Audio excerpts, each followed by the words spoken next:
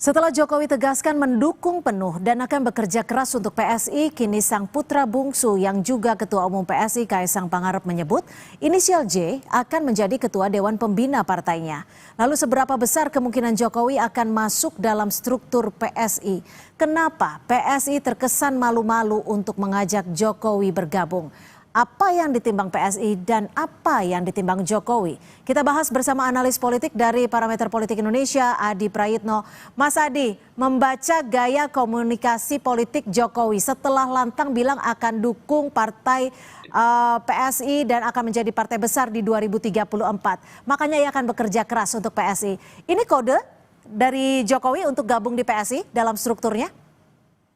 Ya, saya kira itu memang kode keras ya soal kemungkinan Jokowi akan bergabung di PSI. Meski secara prinsip sebenarnya tanpa legal formal, tanpa masuk struktur sekalipun, PSI itu kan imam besar politiknya adalah Jokowi. Orkestrasi politiknya adalah sangat tergantung bagaimana arahan-arahan politik yang disampaikan oleh Jokowi.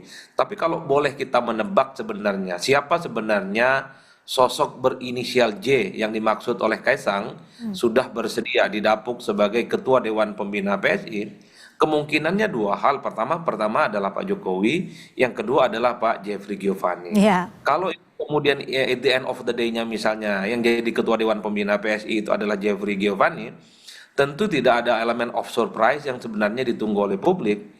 Karena selama ini memang JG adalah sosok pendiri dan juga adalah sebagai orang yang pernah menjadi ketua Dewan Penasehat ya. Kalau yang kemudian ditunggu yang kedua adalah Pak Jokowi. Ini yang sebenarnya ditunggu dalam konteks legal formal secara struktural menyatakan diri dan menjadi bagian penting dari PSI. Inilah yang saya kira dugaan publik ketika Kaisang mengatakan tanda-tandanya adalah tokoh nasional berinisial J sudah bersedia.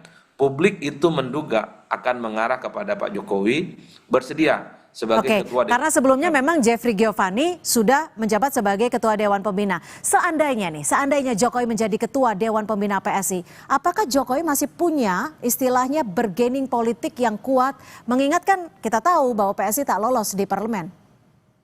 Ya, saya kira secara prinsip PSI itu punya keyakinan yang cukup kuat bahwa Jokowi itu adalah sebagai sosok yang punya pengalaman politik yang cukup panjang dan tidak pernah kalah pemilu.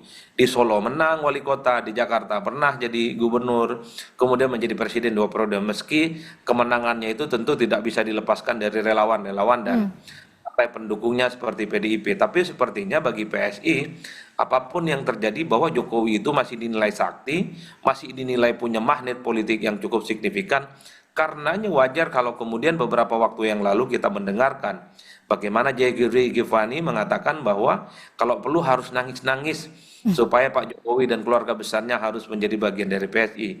Itu kan menegaskan bahwa kiblat politik, imam politik, ideologi politik yang ingin dibangun oleh PSI tak lain tak bukan hanyalah Pak Jokowi. Makanya tidak mengherankan ketika Kaisang menyebut inisial J tokoh nasional itu sebenarnya publik menerka. Konfirmasinya adalah Pak Jokowi bukan yang lainnya. Tapi Mas Adi, kalau Pak JK, tapi Mas Adi kalau dilihat di sini siapa sebenarnya yang lebih akan diuntungkan? Apakah Pak Jokowi sebagai bentuk kendaraan mesin politiknya atau justru PSI untuk mendongkrak PSI menjadi partai besar seperti yang diinginkan Pak Jokowi pada 2034? Ya, saya kira PSI menang banyak, apapun judulnya. Jokowi ini kan punya nama besar, mantan presiden, popularitasnya masih cukup kuat. Sekalipun misalnya approval rating dan tingkat kepuasannya itu secara perlahan itu menurun, tentu ini tidak terlepas karena posisi Jokowi bukan lagi sebagai presiden. Tapi sepertinya PSI tetaplah punya keyakinan bahwa apa yang dimiliki oleh Pak Jokowi selama ini, pengalaman politik, magnetnya yang dinilai masih cukup kuat, itu diharapkan akan semakin bertuah misalnya di 2029 nanti. Meski publik juga tahu bahwa sebenarnya PSI mengidentifikasi dengan Jokowi itu sejak pemilu 2024 yang lalu. Dan saat itu juga ternyata PSI nggak lolos ke parlemen. Apalagi saat ini setelah tak lagi jadi presiden, itulah yang saya sebutkan. Ini semacam perjudian politik, pertaruhan politik Jokowi setelah tak lagi jadi presiden, tak lagi bersama dengan PDIP, apakah kesaktiannya itu akan tetap kuat ataukah justru sebaliknya akan semakin berkurang dan tidak akan ada signifikansinya. Mas Adi, jika Anda tadi menyebut ada 2029, ada juga kekuatan dan kesaktian Pak Jokowi menurut Anda. Apakah nantinya ke depannya akan ada partai-partai lain yang merasa terancam jika Pak Jokowi resmi masuk dalam struktur PSI? Secara prinsip semua partai itu saling bersaing, pemilihnya juga saling beririsan. Tapi kalau saya membaca angka-angka politik dan kalkulasi secara umum, terutama pemilu pasca reformasi 99 hingga 2024, saya kira sistem partai politik kita dalam konteks pemilih-pemilih partai itu relatif solid. Misalnya pemilih PDIP tetap solid, sekalipun kurang misalnya sekitar 1 atau 2%. Itu di 2024 kurang kan, kemudian kemarin PDIP.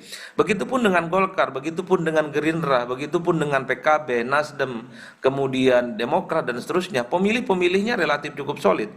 Itu artinya apa? Untuk mencari dan menyasar pemilih-pemilih partai politik yang memiliki basis konstituen yang rumit sebenarnya sulit bagi partai-partai politik yang baru untuk mendapatkan dukungan politik secara signifikan. Ya. Untuk kerja keras yang harus ditunjukkan kepada publik. Nah yang kedua, Cynthia, yang ingin saya katakan adalah ada kecenderungan partai-partai politik baru, terutama yang tidak lolos ke parlemen, pemilihnya itu tidak pernah naik secara signifikan. Justru kalau kita hitung pemilu pasca reformasi hingga 2024, perolehan suara partai-partai yang tidak lolos parlemen itu ada kecenderungan menurun memang secara signifikan.